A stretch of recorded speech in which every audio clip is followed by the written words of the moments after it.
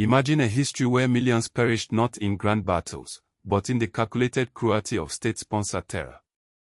This is the story of historical crime in Africa, a continent scarred by the transatlantic slave trade, colonial atrocities, and post-colonial violence. We begin with the transatlantic slave trade, a brutal chapter lasting from the 1500s to 1888. Millions of Africans were forcibly transported across the Atlantic. Driven by European colonial powers, the trade relied on African intermediaries, fueling local wars and systems of capture.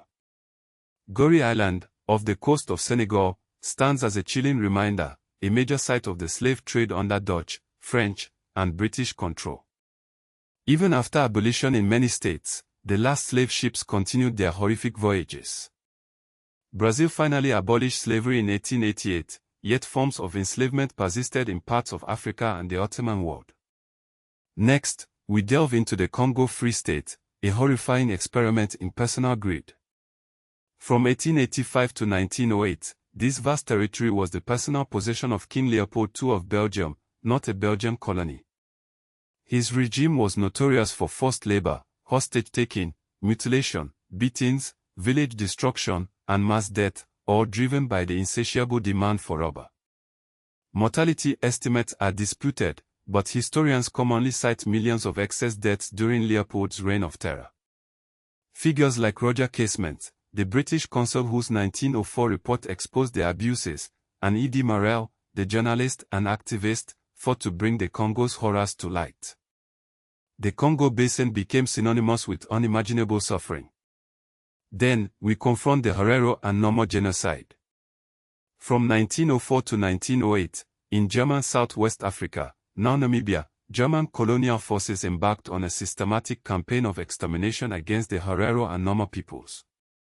General Lothar von Trotha issued the infamous extermination order in October 1904. Tens of thousands died from massacres, forced displacement into the desert, starvation, and concentration camps. Approximately 80% of the Herero population and 50% of the Nomo were wiped out. Shark Island, near Lüderitz, became a symbol of this brutal genocide. The Moji Moji Rebellion, from 1905 to 1907, saw a large anti-colonial uprising in German East Africa, present-day Tanzania. German reprisals and famine claimed an estimated 200,000 to 300,000 lives, making it one of the deadliest colonial crackdowns in African history. Governor Gustav Adolf von Gotzen oversaw the brutal suppression of the rebellion, rooted in spiritual beliefs led by figures like Kenjekatai Lengwe. The invasion and occupation of Ethiopia by fascist Italy from 1935 to 1941 marked another dark chapter. Italian forces deployed chemical weapons, summary executions, and reprisals against civilians. The Addis Ababa massacre, following an assassination attempt on Viceroy Rodolfo Graziani in February 1937, led to the Yekate 12 massacre, claiming thousands of civilian lives. Benito Mussolini, Rodolfo Graziani, and Amadeo di Savoio Oster were central figures in this campaign of terror. In Madagascar, from 1947 to 1948, an anti-colonial uprising against French rule was brutally suppressed. Death estimates range from tens of thousands to over 100,000.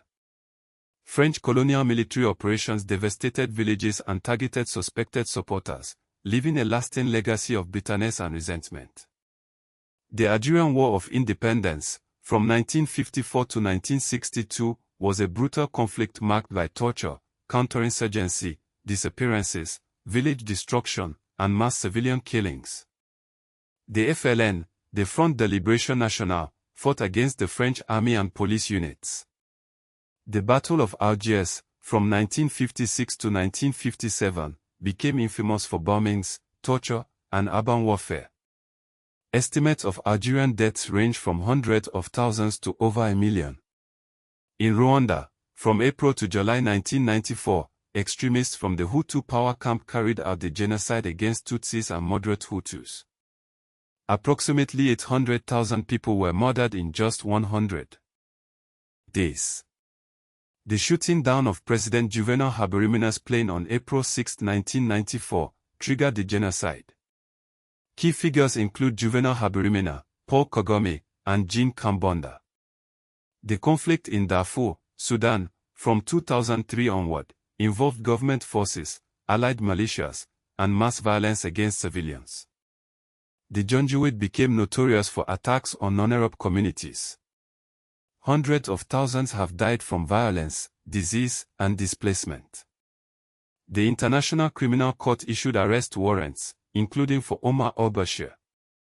The Lord's Resistance Army, founded by Joseph Kony, terrorized parts of northern Uganda, South Sudan, the Central African Republic, and the DRC. The group became notorious for child abductions, mutilations, forced recruitment, and sexual slavery, displacing millions and causing widespread death and trauma.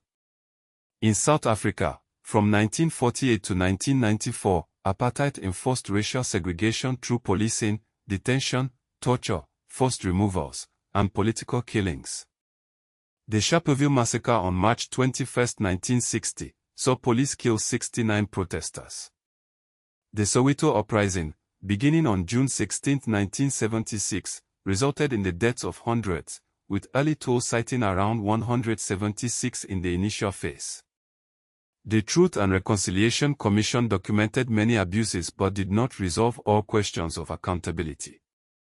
Colonial violence often involved bureaucratic crime, not only battlefield killings. In the Congo Free State, violence was tied to production quotas for rubber. Villagers were punished through hostage-taking of women and children, forced village burnings, and amputations used as terror and as proof that bullets were not wasted. Some colonial massacres were hidden by altered terminology.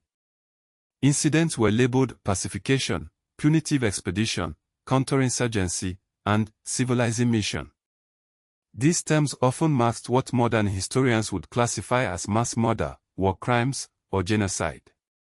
The Herero and Nomo genocide served as a laboratory for later racial persecution. German colonial camps and extermination practices are often discussed as a precursor to later 20th century genocidal thinking, though historians debate how direct the line of continuity is. The language of racial hierarchy, dehumanization, and removal from land was central.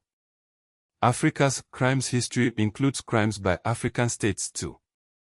Post-colonial Africa has also seen genocide, ethnic cleansing, political assassinations, state terror, and militia violence. Reducing African history to colonial victimhood alone misses major internal dynamics and modern state failures. In Rwanda, the genocide was not spontaneous. It was enabled by identity documents and radio propaganda, especially RTLM, which spread hate speech and incited violence. The history of crime in Africa is a complex and painful narrative. It demands that we confront the atrocities of the past and learn from them, striving for a future where such horrors are never repeated.